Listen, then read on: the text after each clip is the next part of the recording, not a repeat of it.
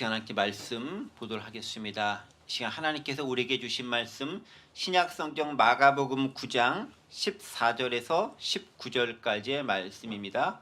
마가복음 9장 14절에서 19절까지의 말씀, 우리 저와 여러분이 한 절씩 교독하고 마지막 19절 한 목소리를 봉독합니다. 제가 14절 봉독하겠습니다. 이에 그들이 제자들에게 와서 보니 큰 무리가 그들을 둘러싸고 서기관들이 그들과 더불어 변론하고 있더라. 온 무리가 곧 예수를 보고 매우 놀라며 달려와 예수께서 물으시되 너희가 무엇을 그들과 변론하느냐? 우리 중에 하나가 대답하되 선생님, 말 못하게 귀신 들린 내 아들을 선생님께 데려왔나이다. 귀신이 어디서든지 그를 잡으면 거꾸러져 거품을 흘리며 이를 갈며 그리고 파리에 지는지라. 내가 선생님의 제자들에게 내쫓아 달라 하였으나 그들이 능히 하지 못하더이다. 대답하여 이르시되 믿음이 없는 세대여, 내가 얼마나 너희와 함께 있으며 얼마나 너희에게 참으리요. 그를 내게로 데려오라 하시매. 아멘. 네. 마가복음 9장에 있는 말씀을 가지고 오늘 함께 은혜를 나누도록 하겠습니다. 지난주까지 우리가 함께 살펴봤던 말씀들, 변화산에서 있었던 내용들, 그리고 변화산을 내려오면서 제자들과 또 예수님이 대화를 나누었던 그런 내용들을 함께 기억할 수 있을 것 같습니다. 변화산이라고 하는 놀라운 곳에서 예수님의 놀라운 변형되신 모습을 경험했었던 제자들은 아마 의기영양하게 또 기쁘게, 그러나 또 나름대로 책망도 들었으니까 또 혼도 났으니까 좀 잘 살아보리라, 그런 마음과 그런 생각을 가지고 내려왔을 것입니다. 그 이어지는 이야기가 오늘 보면 14절부터 기록되어 있습니다. 이렇게 기록되어 있죠. 이에 그들이 제자들에게 와서 보니 큰 무리가 그들을 둘러싸고 서기관들이 그들과 더불어 변론하고 있더라 라고 시작하고 있습니다. 그러니까 변화에서 내려오고 그 다음에 왔었을 때 뭔가를 발견했다라는 거예요. 근데 변화에서 내려온 것은 보통 이제 오늘 본문에 나타나지 않지만 오늘 본문과 병행 본문인 누가복음 9장 37절, 38절을 보면요, 그 다음날 내려온 것으로 되어져 있어요. 누가복음 9장 37, 38절입니다. 이튿날 산에서 내려오시니 큰 무리가 맞을새 무리 중에 한 사람이 소리질러 이르되 선생님, 청컨대 내 아들을 돌보아 주옵소서. 이는 내 외아들이니이다 라고 기록하고 있습니다. 약간 좀 상황이 다른 것처럼 보이지만 같은 기사를 기록하고 있거든요. 그러니까 누가복음이면은 그 다음날, 그러니까 하루 정도가 변화해서 보내고 그 다음날 내려온 것으로 기록되어 있습니다. 그렇게 이제 하루 정도를 보내고 내려오고 있었는데 그때 뭔가를 발견하게 된 것이죠. 자, 보겠습니다. 14절이죠. 그래서 그들이 제자들에게 와서 보니 라고 기록되어 있습니다. 자, 그런데 보세요. 그들은 누구고 제자들은 누구일까요? 그렇죠. 훌륭하세요. 얼뜻 보면 이 말씀 되게 헷갈릴 수 있는데, 여기서 그들이 제자들이 와서 여기서 그들은 예수님과 같이 변화산에 올라가서 체험을 했었던 그 세 명과 예수님이 그들이 되겠죠. 그들이 이제 나머지 제자들이 있는 그곳에 내려와서 그 제자들을 발견하게 된 겁니다. 제자들 무리 가운데 3명은 있고 나머지들은 남겨져 있었는데 그 남겨진 무리들을 그 3명을 포함한 예수님 무리들이 와서 발견하게 된 거예요. 그런데 그들이 무엇을 하고 있었는가를 가만히 봤더니 무리가 그들, 그 제자들을, 나머지 제자들을 둘러싸고 서기관들과 더불어서 변론하고 있는 장면을 발견하게 됩니다. 그렇죠. 3명의 제자들을 제외한 나머지들이 무리들에 둘러싸여서 서기관들과 논쟁을 하고 있다라는 거예요. 서기관들과 제자들이 논쟁하는 장면이 오늘 본문에서 중요한 이슈로 대두가 되고 있습니다. 자, 근데 여기서 남겨진 제자들의 특징과 올라갔던 제자들의 특징은 뭐가 다르겠습니까? 물론 이제 우리는 기본적으로 같이 예수님과 같이 있었던 제자들이 일종의 수제자 그룹, 3명 딱 찝혀서 갔던 그룹이기 때문에 좀 똘똘한 녀석들 이라고 생각할지 모르겠지만 뭐 하는 행동 봐서 별로 그렇지도 않아요. 어쨌든 이제 그런 녀석들이 있고 나머지 분들이 있는데 그 나머지 분들이 사실은 예수님의 역할을 대신하고 있어야 되는 역할들인 거예요. 왜냐하면 예수님이 같은 무리 가운데 있었고 제자단들이었기 때문에 예수님이 멀리 가버려 잠시 떠나가 있긴 하지만 그 나머지 사람들도 예수님이 계신 것과 같은 역할을 감당해야 할 역할, 즉 예수님의 대리자로서 역할을 감당하고 있어야 되는 거예요. 자, 그런 역할을 하고 있었는데 서기관들과 논쟁이 붙은 장면들을 변화산을 내려오는 제자들이 발견하게 됐다라고 이야기하고 있습니다. 자, 그런데 이 논쟁이 금방 끝나는 논쟁이었으면은 오늘 이렇게 별로 이렇게 이런 내용을 가지고 기록하고 있지도 않았을 겁니다. 뭔가 논쟁이 문제거리가 되더라라는 거예요. 그러니까 잠시 누가 질문하고 답하고 깔끔하게 끝 이렇게 되는 것이 아니라 이게 상당히 오랜 기간 동안 사람들에게 이슈를 남겨주면서 진행되고 있었다라는 거예요. 어떻게 할 수 있느냐? 큰 무리들이 둘러싸인 가운데 그들이 이야기하고 있었다라고 14절에 이야기하고 있죠. 큰 무리가 그들 둘러싸고 서기관들이 그들과 더불어 변론하고 있더라. 자, 그러니까 예수님과 그 무리들 3명의 제자들이 내려와서 봤을 때 목격했을 때 세 부류의 사람들이 있는 거예요. 첫 번째가 누가 있죠? 예수님의 나머지 제자들. 그다음에 누가 있죠? 그 제자들과 변론하고 있는 서기관들. 그리고 누가 있죠? 그들을 둘러싸고 지켜보고 있는 무리들. 이렇게 세 부류의 사람들이 지금 예수님과 제자들이 내려와서 발견하고 있는 그 대상들이다 하는 것들을 우리가 머리에 염두에 두고 있어야 됩니다. 자, 그렇다면 그들이 무슨 대화를 도대체 하고 있었을까요? 우리 이제 성경을 봤기 때문에 대충 짐작을 하고 있지만 어쨌든 뭔가 대화를 하고 있었습니다. 무슨 대화 내용인지 정확하게 지금은 기록되어 있지 않습니다. 어쨌든 대화하고 있는 내용들 보면서 예수님은 내려오기 시작합니다. 자, 그런데 15절 갑자기 보면서 좀 재미있는 장면이 나옵니다. 15절 말씀 보세요. 온 무리가 곧 예수를 보고 매우 놀라며 달려와 문안하거늘 이라고 갑자기 기록되어 있습니다. 그러니까 예수님께서 내려오시고 제자들과 내려와서 무리들을 봤는데 그 무리들이 또 예수님을 본 다음에 되게 놀라고 달려와서 문안했다라고 얘기합니다. 질문이 이 지점에서 들어가는 거죠. 그들은 왜 예수님을 보고 놀랐을까? 누가 예수님을 봤죠? 온 무리가. 그러니까요, 제자들이 봤다라고 기록하고 있지 않아요. 서기관들이 봤다라고 기록하고 있지 않아요. 온 무리가 예수님을 봤다라고 기록하고 있어요. 그렇죠? 무리가 주변 사람들이 예수님을 본 거예요. 그런데 그들의 반응이 어떻습니까? 매우 놀라며 달려와 문안했다. 왜 놀랐을까요? 그냥 예수님이 딱 나타나니까 왜 놀랐을까요? 이제 학자들이 몇 가지 답을 내놓는 게 있어요. 첫 번째는 이겁니다. 예수님이 변화산이라고 하는 산 이름이 변화산이 아닌 거 알고 계시죠? 네. 변형되신 그 산에서 놀라운 은혜를 체험하고 났었을 때 베드로와 나머지 제자들이 무엇을 봤죠? 변형되신 모습, 온 광채가 나고 온 이시 빨래로도 할 수 없을 만큼 크게 휘어진 그 모습을 봤다라고 기록되어 있습니다. 그런 모습이 여전히 남겨져 있었기 때문에 다른 말로 하면 모세가 시내산에 올라가서 여호와 하나님을 만나서 십계명 2절 받고 나서 내려올 때 자기도 모르게 얼굴에 광채가 난 것처럼 예수님 혹은 예수님의 제자들이 뭔가 광채를 났기 때문에 그들이 놀랐을 것이다 라고 이야기하는 학자들이 있어요. 이것도 나름대로 주장 가운데 하나일 수 있습니다. 그런데 그거보다는 두 번째 학설이 조금 더 우리가 받아들일 만한 것입니다. 두 번째가 뭐냐면 이거예요. 그들이 논쟁을 하고 있는데 이것이 쉽게 판가름 나지 않는 어떤 논쟁 가운데 있는 거예요. 그런데 그때 갑자기 예수님이 예기치 못하게 등장하니까 뭔가 해결해주고 답을 줄 수 있는 분으로서의 그분을 발견하게 되니까 되게 반갑고 기쁘고 즐거운 마음이 그들 가운데 가득했을 것이다 라고 이야기하는 부류가 있습니다. 근데 저는 두 번째가 좀 더 타당한 것처럼 보여요. 왜 그러냐면 사실 예수님께서 베드로와 나머지 제자들에게 변화산에 내려오면서 뭐라 그러냐면은 너희 지금 본 거 이거 말하지 말고 조용히 입 다물고 있어라 라고 얘기합니다. 그 말은 뭐냐면 말하지 말도록 그들로 주의시켜야 되지만 또 예수님과 관련된 사람이 내려왔을 때 뭔가 특별한 모습이 보이면은 말할 수밖에 없는 거잖아요. 그러니까 그것이 보이지 않는 게 정상일 거라는 거죠. 그런 특별한 모습을 보이는 건 별로 없었을 거다라고 우리가 추론해 볼 수 있는 거예요. 그렇죠? 그 가운데서 어쨌든 예수님이 딱 나타났는데 별로 특별한 모습 없는데 그 예수님을 봤었을 때 사람들이 무척 놀라고 무척 반갑고 기쁨의 안부를 나누었다라고 15절에서 이야기하고 있는 거예요.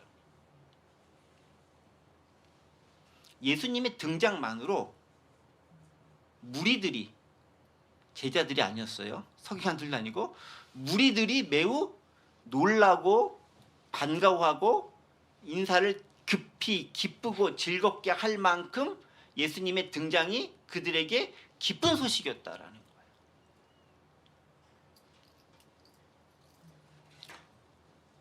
왜 그럴까요? 그들에게 있어서 예수님의 의미는 어쨌든 간에 나의 모든 문제를 해결해 줄 수 있는 분, 내가 가지고 있는 여러 가지 것들을 치료해 주고 그 문제들에서 답을 줄 수 있는 분으로서 각인이 되어져 있다라는 거예요. 우리도 가끔 그런 분들이 있어요. 같은 똑같은 게 사람들이 하지만 어떤 사람들이 그에 딱 가면은 괜히 마음이 안정이 되는 사람이 있어요. 그분이 뭔가 답을 줄 것 같은 생각이 드는 거죠. 근데 꼭 답을 주지 않는다 할지라도 그런 존재들이 있습니다. 예를 들면은 여러분 스포츠 게임을 하다 보면은 리더가 있습니다. 캡틴이라는 존재가 있습니다. 이제 연장자를 주로 많이 세우긴 하지만 캡틴의 존재는 뭐냐면은 그가 특별한 역할을 하든 안 하든 그가 거기 있으면 경기력이 올라가고 마음이 평안해지고 안정감을 갖고 경기를 잘하게 만드는 그런 능력과 영향력을 발휘하는 사람이 있습니다. 그러니까 뭔가 특별히 도움을 주거나 플레이를 그가 아주 잘해서 그랬다라기보다는 그의 존재 자체가 다른 사람들 하여금 잘하게 만드는 놀라운 힘과 능력을 부여하는 그런 사람이 있다라는 거예요. 그게 영향력이라는 거예요. 근데 실제로 그래요. 그런 사람이 옆에 딱 있으면 괜히 마음이 든든한 거예요. 이 사람이 뭘 나에게 특별히 지금 당장 잘해줘서가 아니라 존재 자체로 나를 든든하게 만드는 사람, 그런 사람도 있습니다. 실제로 여러분들도 한번 생각해 보세요. 주변에 그런 사람이 있을 수 있어요. 저 사람이 같이 있으면 괜히 뭔가 일이 잘 될 것 같아. 혹은 마음이 평안해져. 안정감을 가져. 내가 문제 생겼을 때 해결이 될 것 같아. 라는 사람이 있고, 또 여기 계신 여러분들도 어딘가에 가면 다른 사람들이 여러분들을 보면서 그렇게 생각할 수 있습니다. 아유, 오셨습니다. 드디어 당신들로 인해 제가 마음이 평안합니다. 안정을 느낄 수 있습니다. 기쁨을 느낄 수 있습니다. 라는 대상이 될 수 있다라는 거예요. 예수님이 그러한 존재였다라는 거죠. 제자들은 그렇지 못한 거죠. 왜냐하면 그랬으면 뭔가 논쟁하고 있지도 않았겠죠. 근데 논쟁하고 있었는데 예수님이 나타나자 기뻐하고 즐거워하면서 반갑게 놀라며 했다는 것 자체가 그런 해결자로서의 모습이 예수님이 가지고 있었다라는 겁니다. 우리도 그런 모습들이 있어야 돼요. 예수님이 진짜 제자라고 한다면 어디를 가든지 간에 문제를 해결해 줄 수 있는, 최소한 해결자가 완전히 되지 못할지라도 내가 있음으로 인해 그들에게 평안과 기쁨과 플러스 요인이 될 수 있는 그런 존재가 되어야 되는 거예요. 그런데 이제 많은 기독교인들이 어디에 가면 기독교인인 거를 숨겨야 되는 그 시대에 우리가 노살하고 있거나 그런 삶을 우리가 살 수 있는 사람들도 있어요. 살고 있는 사람들도 있어요. 문제가 된다라는 거죠. 자, 어쨌든 간에 예수님의 등장으로 말미암아 온 무리가 예수님을 보고 매우 놀라며 달려와서 기쁘게 문안하고 있는 장면들을 발견할 수 있습니다. 자, 그들을 딱 보시면서 이제 예수님께서 말씀합니다. 16절이죠. 예수께서 물으시되 너희가 무엇을 그들과 변론하느냐라고 물으십니다. 자, 그럼 여기서 제가 여러분들에게 또 질문을 드리겠습니다. 자꾸 질문을 드린 이유는 딴 생각하지 않도록 질문을 드리는 거예요. 자, 너희가 무엇을 그들과 변론하는가야라는 질문에서 너희는 누구를 지칭하고 그들은 누구를 지칭할까요? 무슨 국어 시간 같기도 한데 너희가 너희는 제자들, 그러면 그들과는 서기관들이다라고 대답하는 의견이 하나 있죠. 그렇게 얘기할 수 있는 의견이 있습니다. 그렇게 얘기할 수 있는 의견이 있습니다. 근데 진짜 그럴까요? 근데 17절에 뭐라고 기록되어 있죠? 무리 중에 하나가 대답하되 선생님 말 못해 귀신들은 내 아들 선생님께 데려왔나이다 라는 말로 봐서는 꼭 제자들이 아니고 무리 중에 한 사람일 수도 있다라는 거죠. 근데 또 이렇게 생각할 수 있어요. 너희가라고 했을 때 그 너희가 서기관들일 수 있잖아요.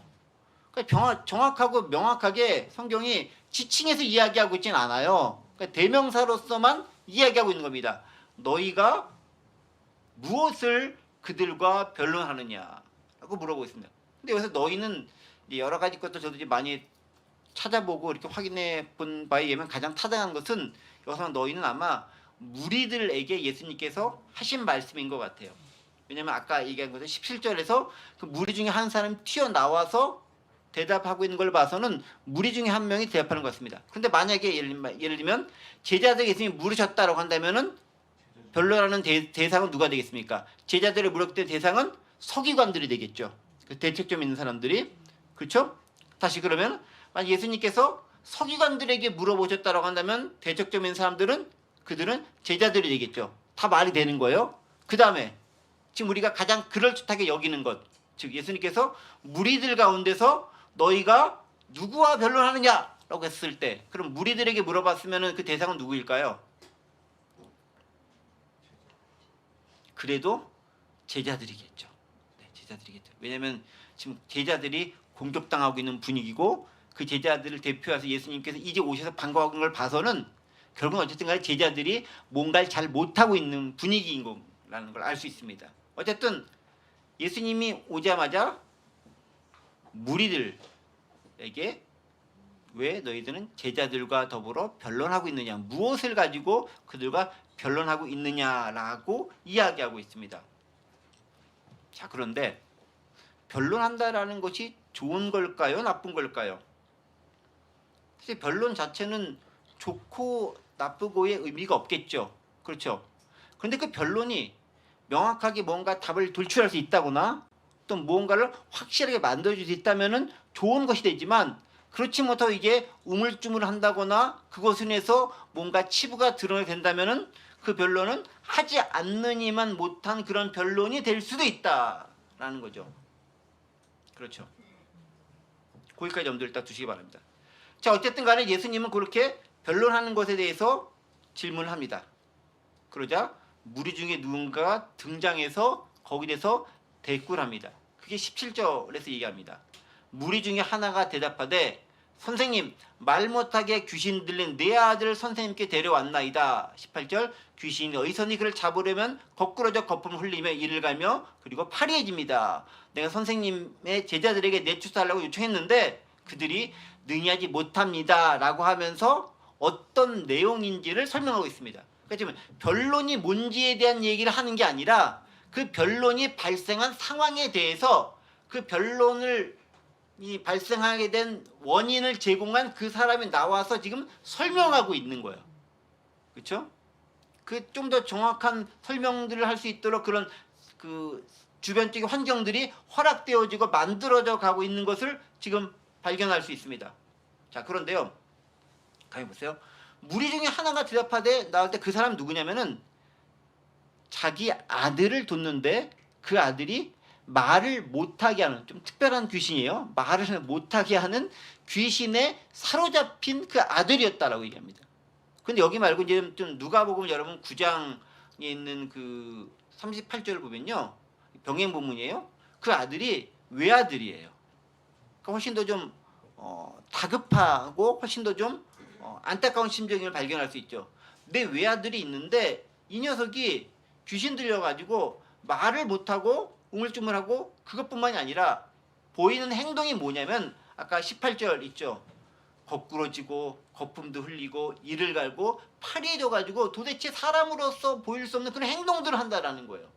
이것들을 다른 말로 마태복음은 또 뭐라고 고백하냐면은 마태복음 17장 15절 뭐라고 하냐면 간질로 심히 고생한다라고 병행본문에서 이야기하고 있습니다. 그러니까 외아들인데 귀신 들려가지고 간질로 고생하면서 말은 못하고 아주 괴로워하면서 막 몸을 떨면서 거풀면서 그렇게 아주 힘든 그런 삶의 모습을 보이고 있는 아들을 둔 아버지인 거예요. 연상이 되십니까? 내가 그런 상황을 당해도 괴로운데 하나밖에 없는 아들이 그런 상황을 둔 그 부모님의 마음은 훨씬 더 괴롭고 힘들 거예요 아마. 그래서 그 부모님이 이제 어디선가 예수님에 대한 소문을 들었겠죠. 이분한테 가면은 치료를 받고 나을 수 있고 해결됐을 거다라는 거예요. 그런데 이 아들의 상태는 어떤 상태냐면요. 귀신이 들려 있습니다. 두 번째는 심각한 병도 걸려 있는 거예요. 그러니까 간질이 귀신 들림에 의한 현상이라고 단정 지을 수는 없어요. 그런데 그렇게 해서도 안 돼요. 근데 오늘 본문은 뭐냐면 이 아들은 귀신도 들렸고 그래서 말도 못하고 간질이라고 하는 병도 걸려져 있고 몸도 쇠약해져서 자신의 몸을 가누지 못할 만큼 무척 약해진 상태 가운데 있는 그런 존재라는 거예요.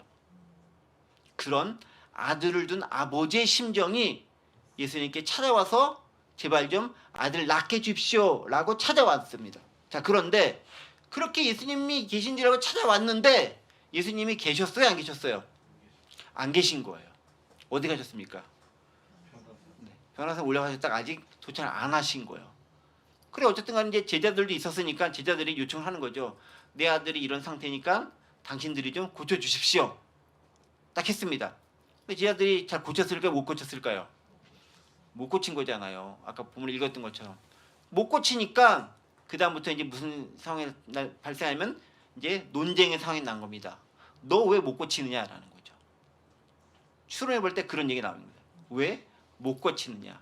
왜 낫게 못했느냐라는 상황이 발생하게 되더라는 거예요. 그래서 그 얘기를 가지고 지금 계속 이 병에 걸린 아들을 둔 그 아버지가 이야기하고 있는 거예요. 18절이 그거죠. 내가 선생님의 제자들을 내쫓아달라 하였으나 그들이 능히 하지 못하노이다.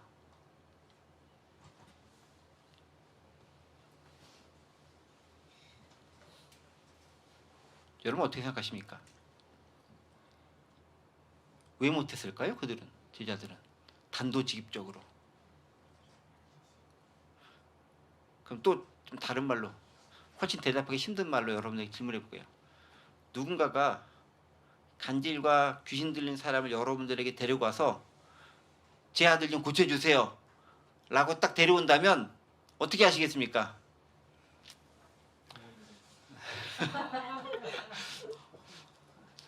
전 도망갈 것 같아요. 쉽지 않은 상황인 것 같아요. 제자들은 도망가진 않고 뭘 나름대로 본문에 의하면 시도를 했던 것 같아. 근데 못 고친 거예요. 여러분 이게 지금 성경에 있는 남의 이야기로 들리니까 그런가 보다 하는데 우리가 예수 믿는 사람이고 잘 믿는 사람이라고 나름대로 생각하고 있다고 한다면 누군가가 그런 경우를 딱 데리고 왔었을 때 해결해야 될 거 아니에요. 특히 이제 여기 선교사님도 계시는데 만약에 선교제 때 나가 있는데 거기서 그런 경우가 있어. 누굴 데리고 왔어. 해결을 해야 돼. 어떻게 하시겠습니까? 무척 난감할 수 있는 상황이라는 거예요. 여러분 근데 제자들이 능력이 없었을까요? 능력이 있었을까요? 없었을까요? 마가복음 6장 7절부터 쭉 내용이 어떤 내용이냐면요. 예수님께서 제자들을 선교하러 파송하시면서 능력과 권능을 주는 장면이 나옵니다. 마가복음 6장 7절이죠. 12 제자를 부르사 둘씩 보내시며 더러운 귀신을 제하는 권능을 주시고 권능 받았어요. 그리고 그들이 그 권능을 가지고 뭘 했냐면은 많은 역사를 이룹니다. 쭉 나오다가 18절에 어떻게 결론 맺습니까? 이렇게 나오죠. 읽어보신 거 잘 알겠지만 많은 귀신을 쫓아내고 많은 병자에게 기름을 발라 고치더라. 했어요? 안 했어요? 고쳤어요. 병자도 고치고 귀신도 쫓아냈어요. 언제? 마가복음 6장에서. 벌써 그들이 그렇게 했던 전력을 가지고 있어요. 그러니까 제자들 입장에서는 내가 그렇게 하니까 되더라라는 그 사전 경험이 있잖아요. 그러니까 그 경험을 가지고 이번에 또 한 번 담대하게 당당하게 귀신아 물러가라 라고 했겠죠. 그런데 안 물러갔다라는 거예요. 왜 안 물러갔을까요? 왜 안 물러갔을까요? 그 첫 번째에 대한 답이 19절에 나와 있죠. 대답하여 이르시되 믿음이 없는 세대여 내가 얼마나 너희와 함께 있으며 얼마나 너희에게 참으리요 그를 내게로 데려오라. 첫 번째 답은 믿음이 없다. 그런데 이쯤에서 질문이 나오죠.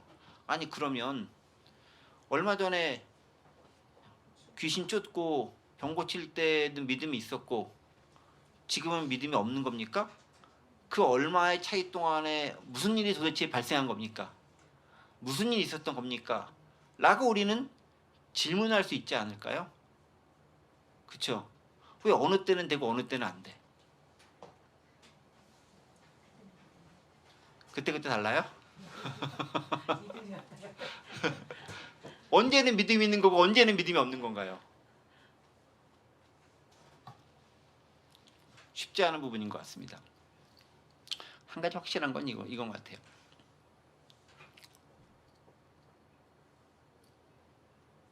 전에 제자들이 파송되어져서 귀신을 쫓아내고 병자를 고칠 때 그들이 예수 그리스도의 이름으로 병자를 쫓아내고 귀신을 쫓고 병자들을 치유했었습니다. 근데 그런 경험이 쌓이다 보니까 이제는 무슨 생각을 하게 되면은 예수의 이름이 아니라 내 힘과 내 능력으로 할 수 있을 거다라는 착각이 그들을 사로잡았을 수 있습니다. 그게 가장 큰 한 가지 가능성인 것 같아요. 말씀을 쭉 봤었을 때. 그게 믿음의 문제라는 거죠. 어떤 믿음? 예수의 이름으로, 예수님의 능력으로, 예수의 보혈로 뭔가를 행할 수 있는 것이 믿음인데, 그것이 아니라 그때 되니까 그게 내 능력인 줄 알고 내가 고치고 내가 치료하고 내가 쫓아내고 할 수 있는 능력의 소유자로 착각하며 살아갈 수 있다라는 것이죠. 그리고 또 한 가지 또 더 중요한 또 원인이 한 가지 있습니다. 그건 다음 시간에 할 건데 또 한 가지 플러스된 이유가 있습니다. 그게 뭐냐면 다음 시간에 할 거긴 하지만 기도라는 문제가 남겨져 있어요. 기도 외에는 이런 능력이 나갈 수 없다라는 말씀이 나옵니다. 그러니까 믿음과 기도라고 하는 두 가지 측면의 오묘한 결합을 통해서 역사가 일어나야 한다라는 거예요. 그죠? 어떻게 구체적으로 일어나야 되는지는 다음 시간에 얘기할 거예요. 오늘은 그까지는 안 나가고. 어쨌든 오늘은 이제 믿음이 없는 거에 대한 문제를 가지고 조금 더 이야기를 해보려고 합니다. 자, 어쨌든 제자들은 자신의 능력으로 내가 가진 힘과 그걸 가지고 뭔가 문제를 해결하려고 했던 거예요. 예수님이 안 계신다 할지라도 예수 그리스도의 이름과 그 능력과 그 은혜를 가지고 그들이 뭔가를 처리하려고 했었으면 됐을 텐데 이들이 아직은 부족하고 연약하고 미약하고 아직은 뭔가가 완전치 않은 존재이다 보니까 의기양양해져서 전에 했었던 그 성공에 내가 너무 도취되어져서 그 느낌과 그 생각만 가지고 행하다 보니까 실패를 경험할 수 있게 됐다라는 거예요. 그리고 그 경험한 실패에 대해서 그들이 제대로 변론하지 못하는 거예요. 그러니까 변론의 내용은 우리가 유치해보면 이런 변론일 거예요. 아, 니네 왜 못 고쳤어? 전에는 고쳤잖아. 니네 선생님 했잖아. 너희는 왜 못해? 니네 전에는 고친 적도 있잖아. 왜 지금은 안 돼? 라고 했었을 때 왜 안 되는지 그들은 지금 명확하게 대답을 하고 있지 못하는 거예요. 혹은 대답을 했다 할지라도 그들이 실수했던 부분들을 제대로 밝히고 있지 못했을 가능성이 있는 거예요.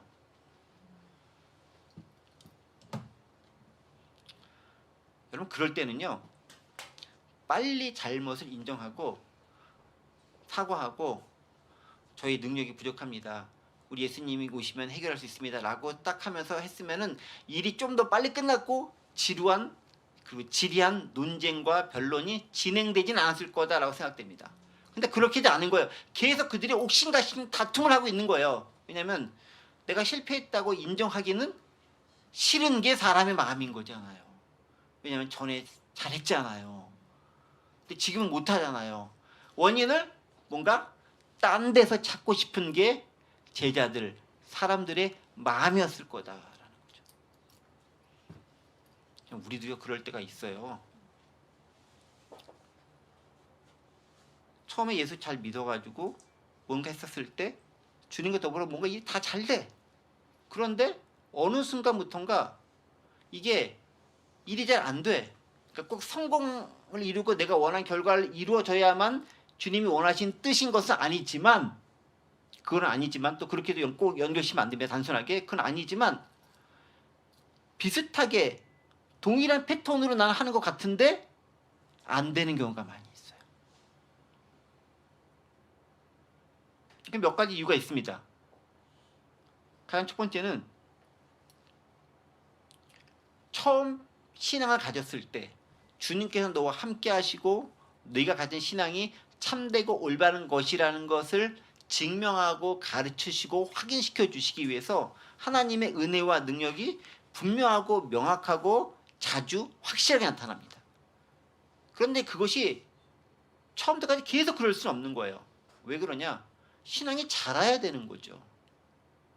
그러니까 내가 신앙이 자랄 것까지 처음에는 이제 그렇게 주님의 은혜인 걸 확인하기 위해서 그게 필요했지만 그 다음에는 경건의 능력을 통해 가지고 그것들을 배양시키고 하나님의 능력이 자연스레 나갈 수 있는 나를 만들어가는 과정이 있어야 되는데 그 과정이 없이 그냥 무조건 주님께서만 나를 사로잡으면 된다는 생각만 가지고 나아가는데 실제로 나는 그렇게 사로잡힐 만한 삶을 살고 있지 못해. 근데 그 능력이 지금도 유지될 거라고 생각을 하고 있는 거예요. 그러면 거기서 나오는 갭이 생기는 거죠. 그러니까 역사가 일어나지 않을 수 있다는 겁니다. 그 갭을 우리는 경건으로 메꿀 수 있어야 되는 거예요. 다른 말로 하나님의 참다운 제자가 되는 걸 통해서 그것들이 언제든지 주님의 능력이 나를 통해 나갈 수 있도록 나를 만드는 것이 필요하다는 거죠. 두 번째 이유는 뭐냐면 내가 하나님 앞에 온전치 못한 삶을 살고 있기 때문에 그렇다는 거예요. 그 능력이 나가야 되는데 이제는 그 능력을 발휘할 만한 그릇이 안 된다라는 거예요. 제자들이 어느 정도의 단계인 것인지는 명확하지 않습니다. 어쨌든 지금 제자들은 믿음이 없이 예수 그리스도가 아닌 자신들의 능력으로 무언가를 행하려고 했는데 거기서 실패를 맛보게 됩니다. 자, 그랬었을 때 아까 얘기했어요. 어떻게 됩니까? 빨리 잘못을 시인하고 제 능력이 이거밖에 안 되고 제가 널 과신했습니다 라고 하면서 예수님께 바로 연결시켜드리면 좋은데 그렇지 않고 이걸 뭔가 다른 변명거리 대꾸걸 찾다 보니까 변론이 길어지는 거예요. 변론이 길어지면 길어질수록 점점 더 수렁에 빠지게 되는 거예요. 곤궁에 처하게 되는 거예요. 벗어날 길을 찾지 못하게 되는 거예요. 왜냐하면 원래 본인의 능력이 그렇게 탁월한 존재가 아니었기 때문에 그렇다라는 거죠. 예수님이 뽑아서 간 3명의 제자도 실제로 대화시켜보면 엉뚱한 말하고 자기가 무슨 말하는지도 모르고 뭐 그런 존재들인데 남은 제자들은 더 뛰어나다고 말할 수는 없는 거잖아요. 그러다 보니까 그들의 수준도 역시 온전치 못했을 수밖에 없었다라는 것입니다. 그래서요, 우린 이 시점에서 함께 생각해 볼 필요가 있습니다. 첫 번째 이겁니다. 능력이 없고 영적으로 허약한 기독교인들이 오히려 세상의 비판과 변론의 논쟁거리가 될 수 있다라는 거예요. 만약에 제자들이 진짜 신실하고 순결한 그런 제자들이었다고 한다면 잘 고쳤겠죠. 그럼 변론이 생겼을까요? 생길 이유가 없죠. 깔끔하게 하고 예수님께 당당히 고백을 했겠죠. 주님이 없는 사이 병든 자가 왔는데 저희가 주님의 이름으로 고쳤습니다. 잘했다라는 칭찬을 받았을 거예요. 근데 그렇게 못했죠. 왜? 그들이 믿음이 없고 허약하고 부족하고 온전치 못했는데 나만 드러내기 원하는 마음을 가진 그런 어떻게 보면 바리새인과 같은 모습의 제자들이었다라는 거예요. 그러다 보니까 그들로 인해 뭐가 나오느냐? 엉뚱한 변론들만 나오는 거예요. 엉뚱한 논쟁들만 나오는 거예요. 요즘 우리의 기독교의 문제가 바로 거기 있죠. 해결책은 제시해주지 못하면서 문제점만 계속 노출시키고 있는 기독교. 왜 그런가? 능력이 없는 거예요. 내 능력이 없는 게 아니라 그리스도의 능력이 나를 통해 나아갈 수 있도록 내가 만들어지지 않거나 나를 비우지 않았거나 진짜 예수님을 내가 보여주지 못했기 때문이다라는 거죠. 바로 그 모습을 디모데후서 3장에서 바울이 디모데에게 이렇게 얘기하고 있습니다. 디모데후서 3장 1절에서 5절까지 말씀입니다. 너희는 이것을 알라. 말세에 고통하는 때가 이르러 사람들이 자기를 사랑하며 돈을 사랑하며 자랑하며 교만하며 비방하며 부모를 거역하며 감사하지 아니하며 거룩하지 아니하며 쭉 나오다가 마지막에 5절 경건의 모양은 있으나 경건의 능력은 부인하는 이 같은 자들에게서 내가 돌아서라 라는 말이 세상 사람들을 향해서 디모데에게 준 경고이기도 하지만 예수를 믿는다고 하는 기독교인들에게 주는 똑같은 경고의 말씀일 수 있다는 거예요. 어떻게? 경건의 모양은 있는데 능력은 발휘하지 못하는 거예요. 오늘 우리의 모습이 그럴 수 있는 거죠. 교회는 다니는데 능력은 없어요. 예수를 믿는다고 하는데 해결책은 제시해주지 못해요. 뭔가 문제가 생겼는데 내가 나가서 예수님의 이름으로 그것들을 도움을 주거나 기쁨을 주거나 평안을 주거나 뭔가 그에게 은혜를 끼쳐야 되는데 그렇게 하지 못하는 거예요. 경건의 모양은 있지만 능력은 없는 것. 오늘 우리 기독교의 모습이 오늘 우리의 모습이 이 본문 가운데서 그대로 투영되는 것이 아닌가 싶다라는 거죠. 그래서 고린도전서에서 바울은 아주 대놓고 얘기합니다. 뭐라고? 하나님의 나라는 고린도전서 4장 20절이죠. 하나님의 나라는 말에 있지 않고 능력에 있다. 얼마나 내가 말을 잘하는가에 있는 것이 아니라 얼마나 그 능력이 드러나는가에 있다라는 거예요. 근데 가끔 그런 얘기 많이 듣지 않습니까? 교회 다니는 사람들은 말은 잘해. 어쩜 그렇게 말은 잘하나 몰라. 라는 말을 많이 듣죠. 저도 말을 많이 안 하려고 하지만 그 말을 많이 들을 수도 있는 사람 가운데 하나인 거죠. 말이 중요한 게 아니라 능력이 중요한 거죠. 우리의 삶을 통해서 그리스도께 얼마나 드러나고 있는가, 우리를 통해서 그들의 문제가 얼마나 해결되어질 수 있는가를 보여줄 수 있어야 된다. 그렇지 못하다라고 한다면 우리는 반성해볼 필요가 있다는 것입니다. 더불어서요, 한 가지만 더 말씀을 마치도록 하겠습니다. 그래서 그 답답한 모습을 보면서 19절에서 예수님이 얘기하잖아요. 대답하여 이르시되 믿음이 없는 세대여, 내가 얼마나 너희와 함께 있으며 얼마나 너희에게 참으리요. 여기서 믿음이 없는 세대라는 것들이 누구를 또 지칭하는 걸까요? 오늘 계속 대명사에서 나오고 있는데 믿음이 없는 세대요 라고 얘기하죠. 누구를 지칭하는 말일까요? 1번 제자들, 2번 서기관들, 3번 무리들, 4번 점점점.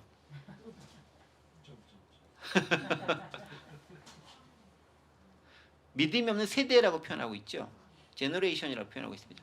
어떤 하나의 특정한 부류의 사람만 언급하는 것이 아니라 예수님 시대에 살고 있었던 모든 존재들을 통틀어서 한꺼번에 표현하고 있는 것입니다. 뭐라고요? 믿음이 없는 세대다. 여기는 믿음이 없는 세대다라고 얘기하고 있지만 다른 본문, 이게 마태복음 본문은요, 믿음이 없고 패역한 세대다라고 욕이 하나 더 들어가 있어요. 훨씬 더 심각하게 얘기하고 있습니다. 이 믿음이 없고 패역한 세대요, unbelievable generation이라고 표현하고 있습니다. 패역한 세대는 perverse라는 아마 단어를 쓰던가 막 그럴 거예요. 그런 세대라고 표현하고 있습니다. 무슨 얘기입니까?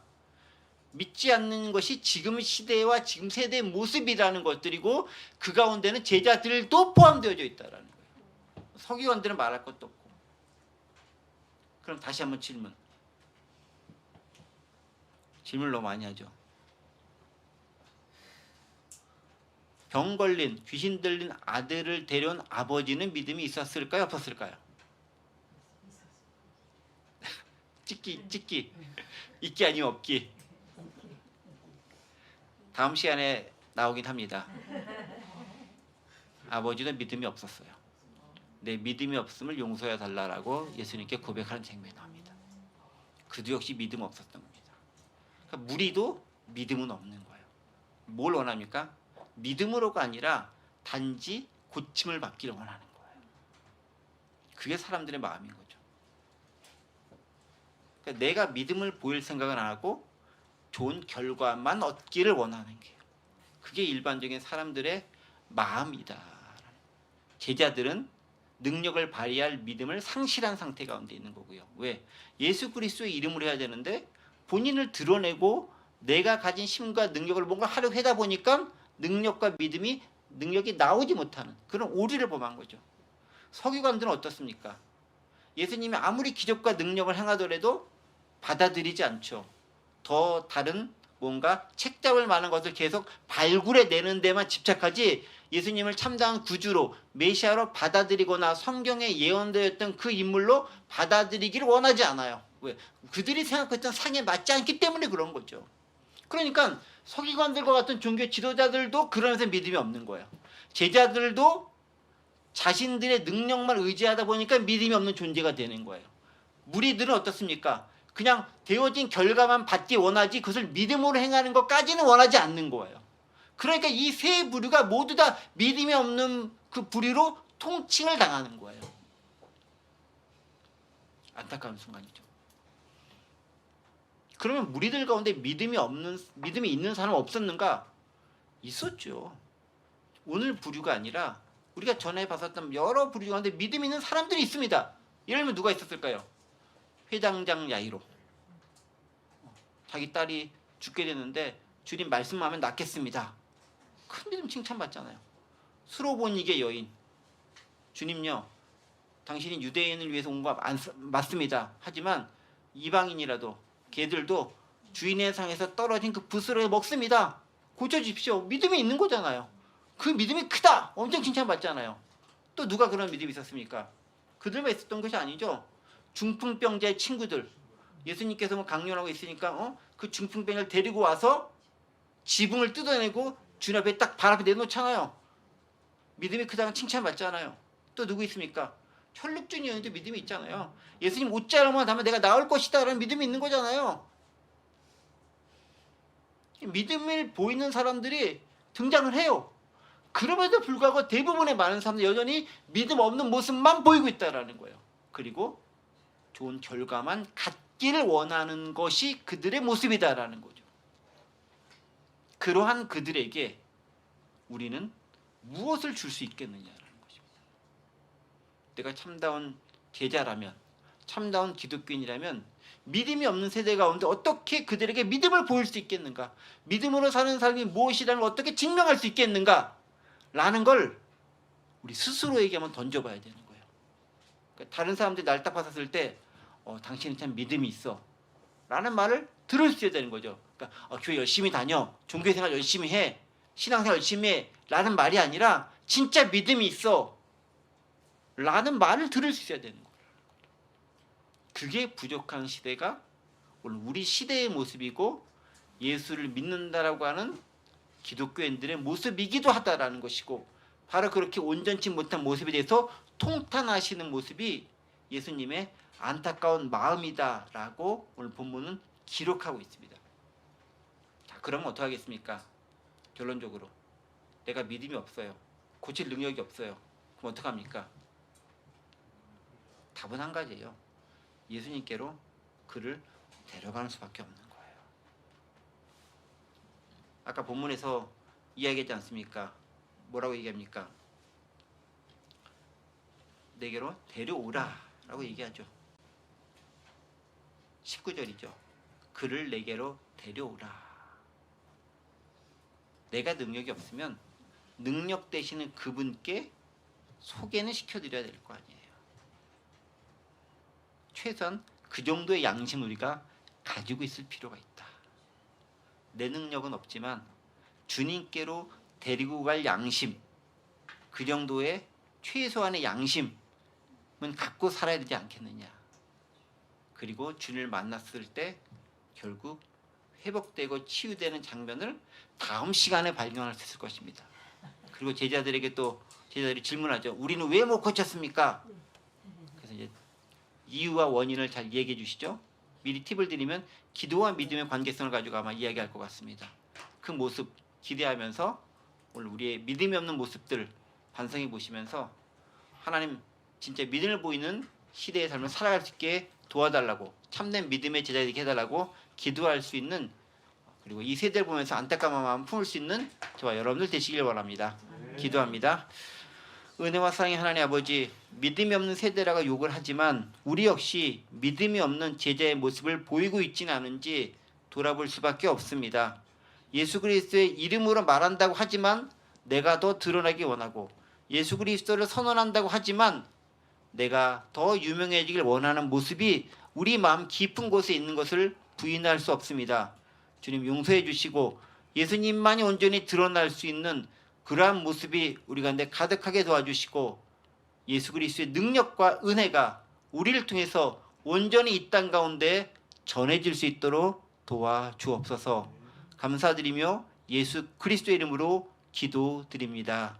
아멘.